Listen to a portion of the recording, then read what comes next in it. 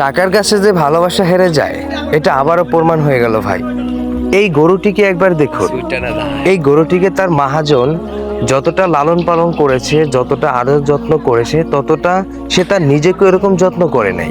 কিন্তু অথচ দেখুন ভাই, টাকার জন্য তার মহাজন তার গরুটাকে বিক্রি করে দিচ্ছে। এটা সে না, এটা এই দুনিয়ার জগতের সবাই, আমি আপনি সবাই আমরা একই কাজ করি।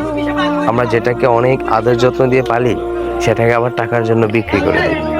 কারণ ওই যে ভাই, টাকার কাছে ভালোবাসা কিচ্ছু না ভাই।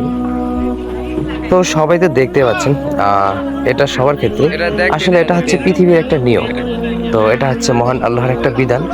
তো ভিডিও যারা দেখতেছেন তারা অবশ্যই দেখবেন শেষ পর্যন্ত। আর যদি ভালো লাগে তাহলে লাইক কমেন্ট শেয়ার করে দিন। ওকে, ধন্যবাদ সবাইকে।